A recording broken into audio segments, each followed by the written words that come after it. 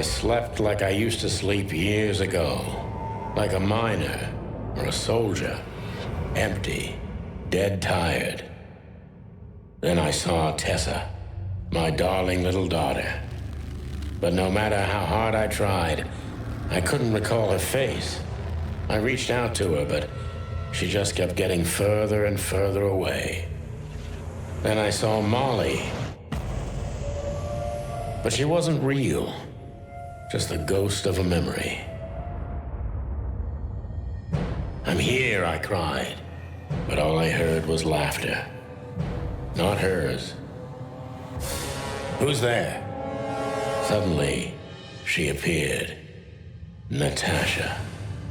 Just stood there laughing, but her eyes were cold. Then she said something.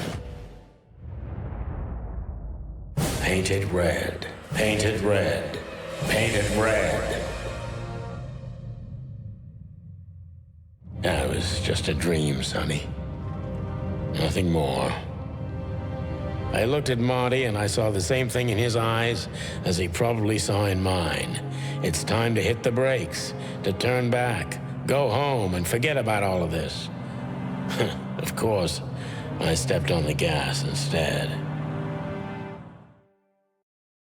Honestly, I wasn't expecting anything good, but this... Ooh, just like a horror movie. I was thinking the same.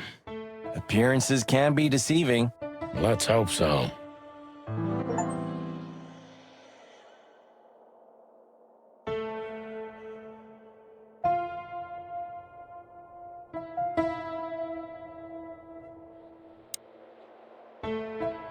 This picture... It's very... special?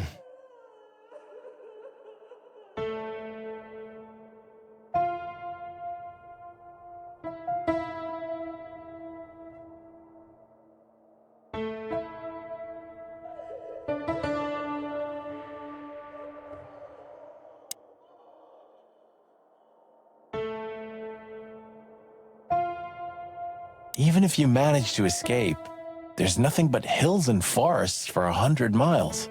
Imagine how many poor lunatic ghosts must haunt those woods. Ooh, Sonny, you're creeping me out. This guy seems strangely familiar to me.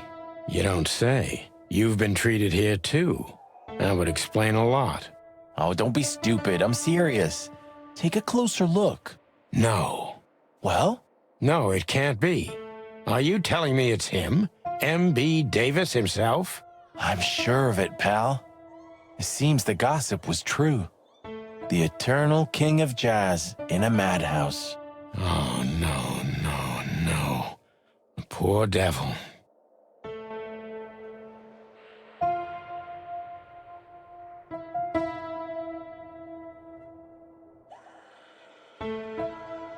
We should go to reception first. Let them know we're here. Ah, like an angel from heaven, isn't she? Yeah, half of her's still up there, I think. That's rude. Oh, boo-hoo. Of all the great wild ones. Greetings, miss. Is it really you? Well, yes. Yes, it really is you. The chicken police. I'm afraid so. Of all that's furry and plumey, that's fantastic. Oh, my goodness. Miss, we'd like to ask... Please, don't be scared. I'm just really excited. You know, I've read every book about you and your adventures, and I even collected newspaper articles when I was a little girl. Indeed. You can't imagine what an honor it is to meet you in person. We really... Oh, God, oh, God, oh, God. Take a deep breath, Miranda. Take a deep breath. Are you okay, miss? Yes, I am. I just needed some air. So, dear detectives, Santino and Martin, what can I do for you? Well, miss, we have some questions, if you don't mind. I'd love to answer all of your questions, detectives.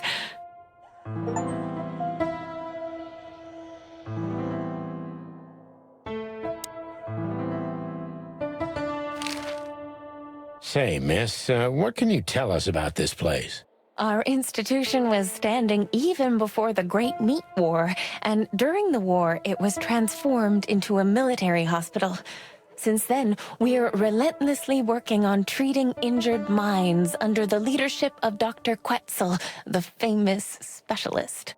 The place seems pretty empty. Do many people work here? We have 32 residents and 7 nurses, including me.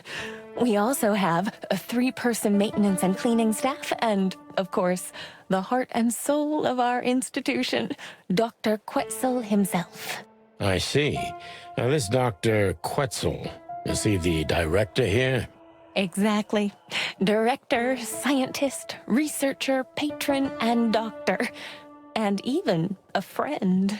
Quite a guy. He certainly is. So who is this Dr. Quetzal exactly? He's a world-famous researcher of the mind, Mr. Featherland. He published countless books in the fields of psychology and psychotherapy. Psycho what? Unraveling the mind. It's the most crucial mission of the century, Mr. McChicken. That's really good to know. So this doctor's some celebrity, right? Does he usually meet other important persons? I'm not sure I know what you mean. Well, like Mr. Hobart Wessler, for example. Ah, yes. That's something you should ask the doctor himself, but unfortunately, I don't think he has time right now. He's swamped, is he? Exactly, Mr. Featherland. He is very, very, very busy. All the time. I thought so. Now, what can you say about this, miss? Have you seen anything like it? Of course. Our residents wear these for identification. But how did you come by it? They only wear them inside the institution. Huh, I see. The wristband does belong to one of our residents, but I'm afraid I'm not allowed to tell you more due to regulations. Oh, come on, Miranda. It's us, the Chicken Police. I'm sorry, I can't. Miranda, this case is a matter of life and death. Lives are in your hands. All right. All right. I'll do it. Albert Wessler. The patient's name is Albert Thaddeus Wessler. Figures. Just as we thought. Thank you, Miranda. We'll never forget this. Please, don't make me blush. And don't tell anyone you heard it from me. Oh, we won't. I promise.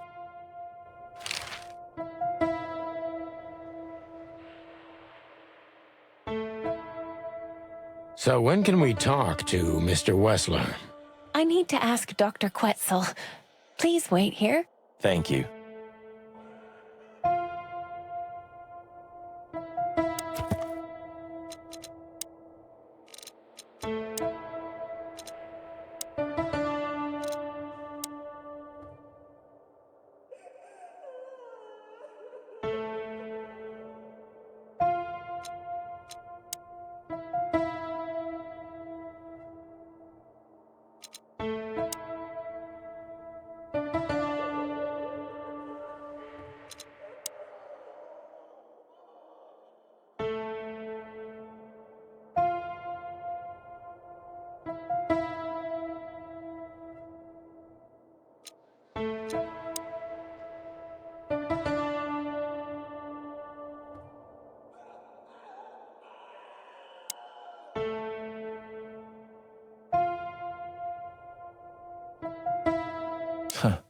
It doesn't matter how big a star you once were.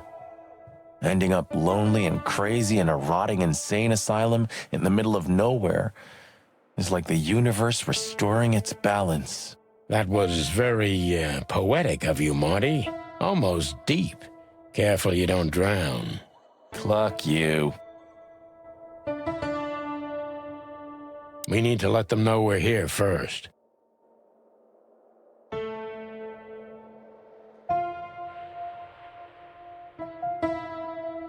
Insane ghosts in the woods, Marty. Sonny, it's not funny.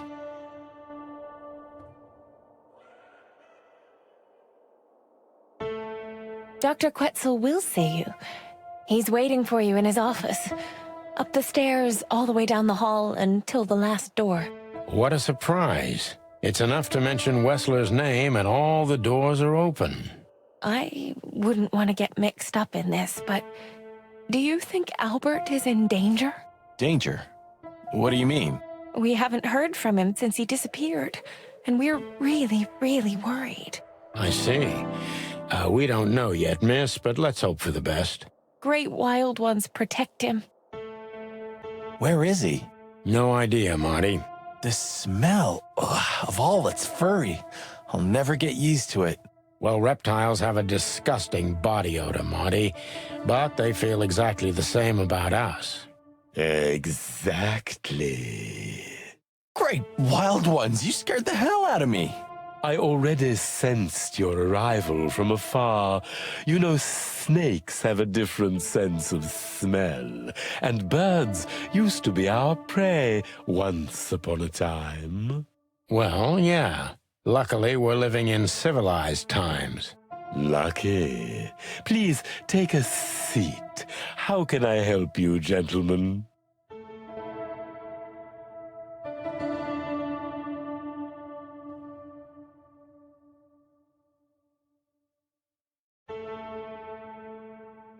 Your office is rather Puritan. Simple, I mean. Ain't that the truth? Well, yes. I can't let my mind wander from my work. I only keep what's essential in my office. I see. That makes sense.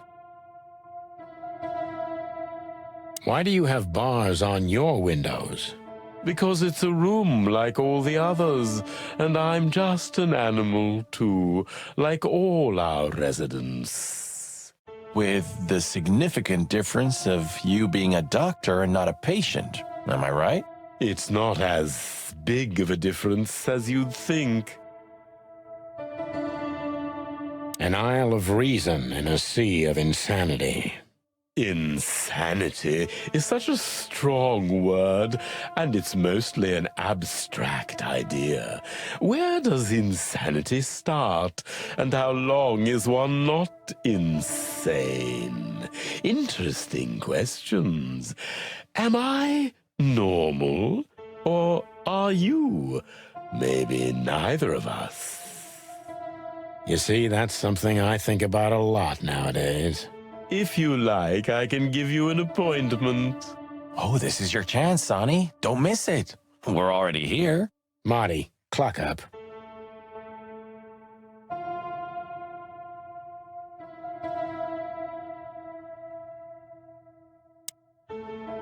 A snake. I can't help it, but they make my feathers stand on end.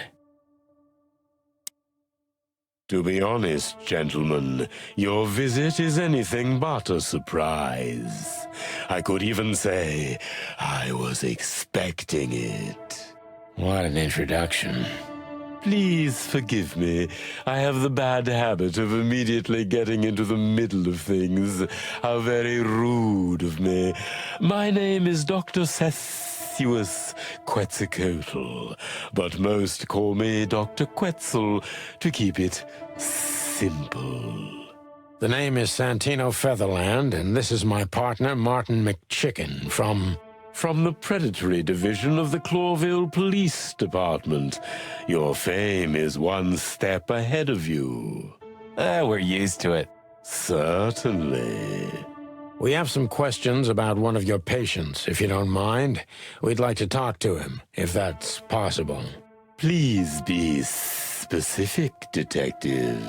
Look, Doctor, we're too tired to play cat and mouse. Not that snake and chicken sounds any better. Very funny, I must say. Just what I expected from you two detectives. We know you know it's about Albert Wessler, Ibn Wessler's secret twin. Ever since we've said his name, all the doors have miraculously opened. That's what we call a bullseye. Well, yes. Why should I deny it? We're talking about a rather illustrious patient here, who's also a very particular medical case. Now, that's much more interesting. So, are you willing to talk about him? Because Albert, regrettably, has disappeared, and you are police detectives, I have no reason not to talk to you. Of course, I'm at your service, but you must understand, I can't disclose information about my patients. Not even if it's a matter of life and death? Everything's a matter of life and death in here, Detective. This is a hospital, even if it's primarily for the mind, not the body. Still, I'd like to give the impossible a try. Please, Detective, just do your job, and I'll do mine.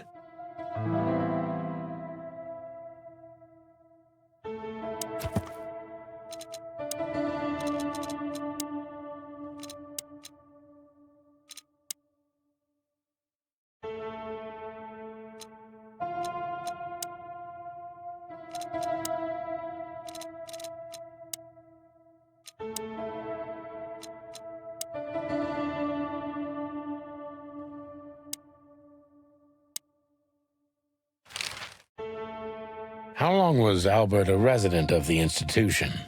For quite some time, his first symptoms surfaced in his teens. Depression, panic attacks, and schizophrenia. Was he brought here immediately after the first signs that something wasn't right? You know, the biggest problem with an opinion on insanity is that animals are ashamed of it. That's the reason our institution stands out here in the middle of nowhere. Because animals would rather hide what they're afraid to face.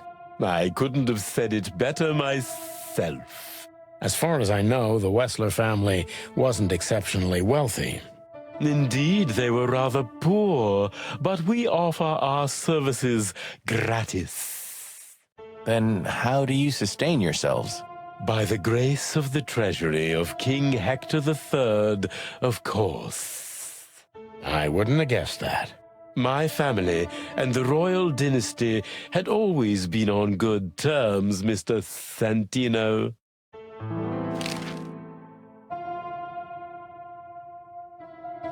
What kind of a place is this exactly? I assume it wasn't built as an insane asylum. It used to be a mansion. Construction started during the occupation in 622. Then it stood empty for almost a century, until finally it went to the crown of Cloville when Hector's great-grandfather took the throne. The rest is history. How long have you been working here? I've worked here for more than 30 years, but it's been in my family's possession for almost 150 years.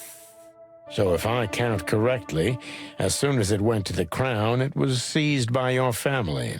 That's almost accurate, Mr. Featherland. What a lovely inheritance. Tell me, Doctor, do you know Madame Zavas? Just like everybody else, I've heard of her, but I never had the pleasure of meeting her in person. I'm sure she's an interesting case. Oh, you can be sure about that. I'd gladly get you two together if I had the chance. A spare cell would suit her very much. Is that so? As it turns out, she likes small, narrow, secret places. Oh, I see. What a coincidence.